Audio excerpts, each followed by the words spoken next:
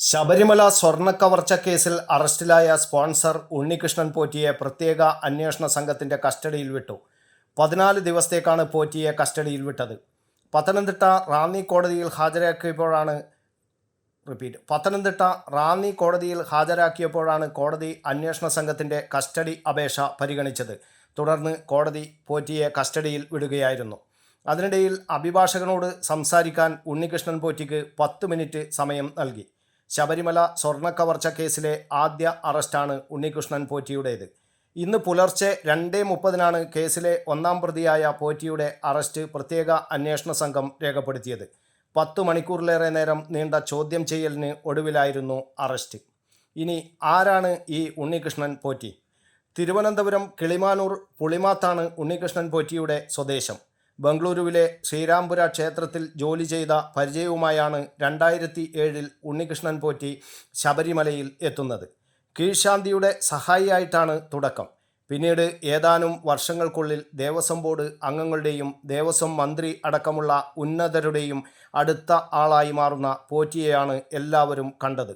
കർണാടകയിലെ സമ്പന്നരെ ശബരിമലയുമായി ബന്ധിപ്പിക്കുന്ന കണ്ണിയായി വളർന്നു.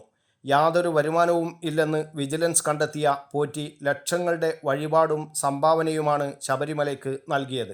ആദ്യം ശബരിമലയിൽ സ്വർണം പൊതിഞ്ഞ വാതിൽ മാറ്റി പുതിയ വാതിൽ നിർമ്മിച്ച് സ്വർണം പൂശി നൽകി. ഇതിൻ്റെ യഥാർത്ഥ സ്പോൺസർ ബെല്ലാരി സ്വദേശി ഗോവർദ്ധൻ ആയിരുന്നെങ്കിലും നേതൃത്വം പോറ്റിക്കായിരുന്നു.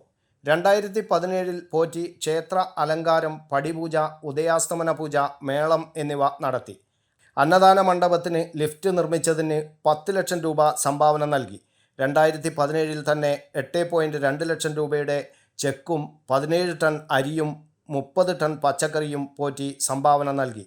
ശബരിമലയിലെ 18-ാം പടിക്ക് മണിമണ്ഡപം നിർമ്മിച്ച് നൽകുകയും മണിമണ്ഡപത്തിലേക്കുള്ള മണികൾ നിർമ്മിച്ച് നൽകുകയും ചെയ്തു.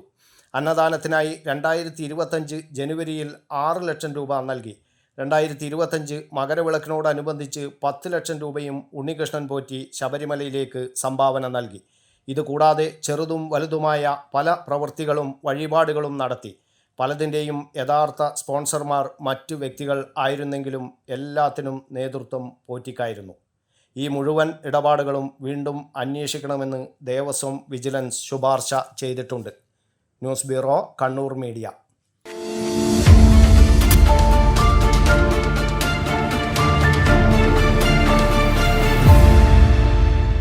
വിവാഹ പർച്ചേസുകൾക്ക് കുറഞ്ഞ പണിക്കൂലിയിൽ സ്വർണം മുൻകൂട്ടി ബുക്ക് ചെയ്യാൻ അഡ്വാൻസ് ബുക്കിംഗ് സ്കീം. പണിക്കൂലിയിൽ 50% വരെ ഡിസ്കൗണ്ട് നേടാൻ മൈ ഗോൾഡ് സേവിംഗ് സ്കീം. പണിക്കൂലി ഒന്നുമില്ലാതെ സ്വർണ്ണാഭരണം സ്വന്തമാക്കാൻ ഗോൾഡൻ പട്ട് സ്കീം.